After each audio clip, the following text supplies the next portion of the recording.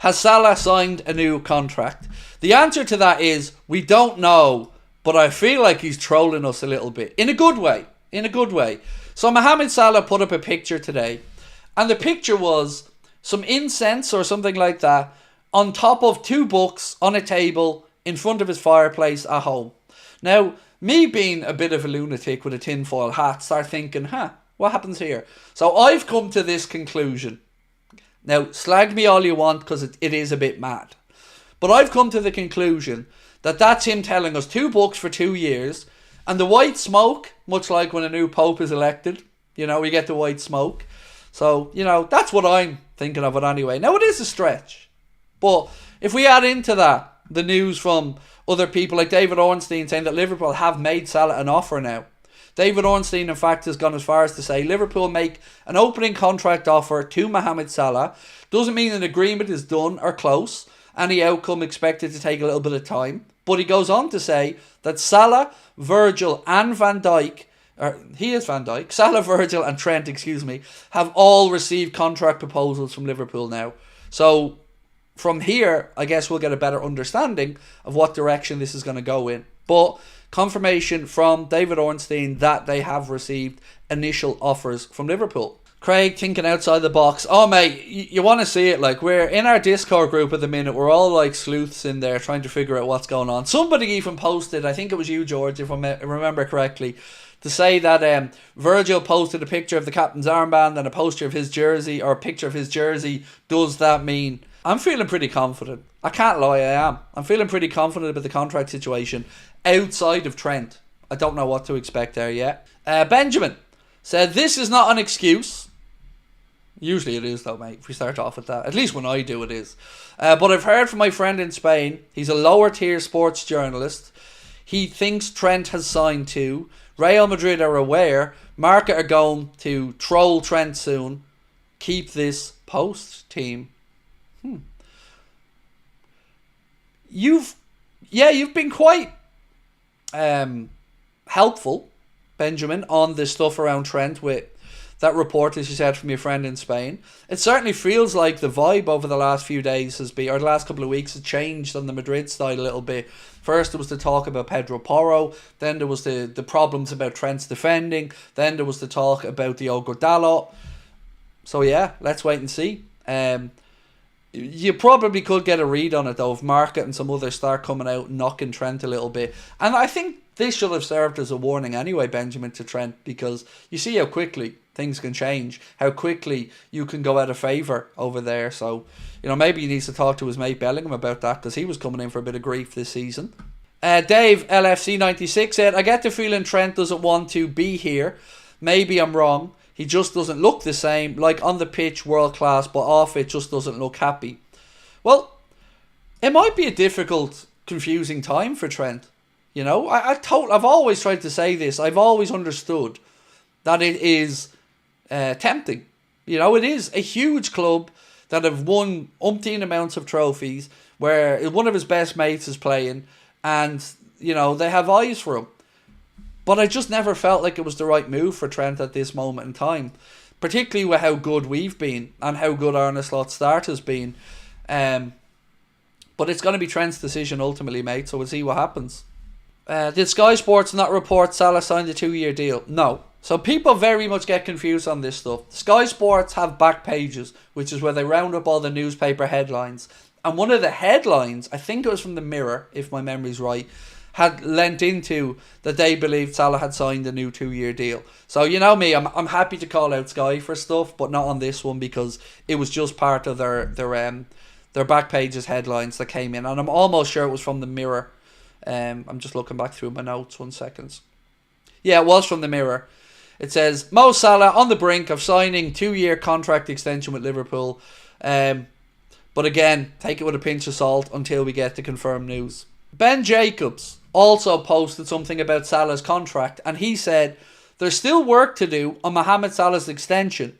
Richard Hughes is leading talks and Liverpool remain calm, but nothing is agreed yet. Discussions have been described as positive, but feeling remains it could still take time. Still all better to read though. Because remember, a week ago we were talking about why have none of them got offers Why are we not, at least starting the ball rolling? Now we know, as per David Ornstein, that Trent, Virgil and Mo have all at least received initial outline offers now from the club, and hopefully we lead this to some good news soon. Michael Bennett said, has anybody just come to terms with Trent leaving? I don't think I've come to terms with it, but I've certainly opened up my mind to it being possible. But I don't think, even if he does, I don't think I'll ever be coming to terms with it for me if he does leave. I think it'll just be different shades of disappointed. So I'm hoping that we don't have to feel that disappointment. Charlie, oh, you got me blushing, bro, said, hey, beautiful. If we have a bad January window with no signings, do we start questioning Hughes and Edwards? We need that defensive midfielder. Oh, this for me is going to be a very difficult one, Charlie, because I don't want to rock the boat, right? I don't want to throw any toxicity on the situation that we're in. But I don't know if I'll be able to bottle my frustration if we don't do something in the January market. I'll just fear the worst, mate. If we don't do something, I'll just fear we'll have something that'll give us a wobble. But I guess it depends on the circumstances around it. As an example, let's just say for 1 second that we heard that we were going to be signing Zubimendi nailed on next summer. Just as an example, then maybe I think about the window a little bit differently. But ultimately, I do want us to get that signing. Is Zubimendi possible in January or strictly next summer? A lot of the talk has been about him moving on next summer. And I can't sit here and say that I know anything to suggest it could be January. I don't even know next summer that if he does leave Sociedad where he goes. I still fear that if it is next summer, he may end up following Xabi Alonso to Real Madrid. So we'll have to wait and see. But ultimately, what we can't have happen is us missing out on more targets in another window, because they've had plenty of time now to sort out, to look at and to track players that Arna wants between when they came in and now. So, they had an excuse in the summer. Arna wanted to get an assessment of the team. They needed to play catch up with their jobs. Now I don't think there's an excuse. I wonder how much they'd pay Mo. Yeah, I'm kind of intrigued, Mark, to see that one as well. Yeah, it will be interesting. Look, I just want them done. Same as yourself, Mark, and everybody else. I just want the contracts done. Tyler Gray said, apparently all three players have been presented terms on a contract. Yep, we spoke about this a little bit earlier on. I'll read it out for you again. So David Ornstein said, Liverpool make opening contract offer to Mohamed Salah. Does not mean agreement done or close. Any outcome expected to take time. But Salah, Virgil and Trent have all now received proposals, and talks with Liverpool are ongoing. So that's certainly, a good update. At least we know they have an offer in front of them now. Benjamin said, I'm a business owner, but obviously less scale than Liverpool. But if we've held back on contracts for small money, that's embarrassing. Agents will ask to backdate and bonus payments anyway. Agreed. So, especially with players who are running to the end of their deals, a signing on bonus is a given, Benjamin, as you've said. So, yeah, look, I just want it to be resolved, mate. And if we do get it resolved, happy days. And thank you so much again, Benjamin, for your contribution, mate. You're so kind to me. Hi, Craig. I've seen the news. Do we know what they were offered, and can we expect to hear if they accept it? Or when can we expect to hear if they accept it? I don't know, is the honest answer. I will probably and hopefully have a little bit more information for you tomorrow, mate, when I'm speaking with David Lynch. But for now, I think it's just, at least it's a good sign of progress, mate, that they've at least got some type of an offer there in front of them. And, hopefully we see this moving along. I'm being very careful about the words that I use here. So without knowing what's happened with the Salah and Virgil deal, I feel in my mind I'm about 95% that they're very close to getting that done. Even the cryptic posts and stuff, everything leans itself into it being more upbeat. So I'm feeling pretty good about those two contracts. I've no idea about Trent. I just hope that he's seen sense and realised that he can do what he wants to do here. Craig, I remember you were saying earlier to let Salah go. So here's the thing, right? I'm absolutely open to being called out for stuff. But let's just talk about context here for a moment. Did I say Salah out? Well, yes and no. if you go back to when the 150 million offer from Saudi came in, you won't see me saying sell him, because I didn't. But what I did say was, I have previously spoken about his contracts debates being a distraction at times. I have. I did say that his form looked like it was falling down, because it was. So let's not pretend like we can't all evolve an opinion. The worrying thing would be if I was still saying it.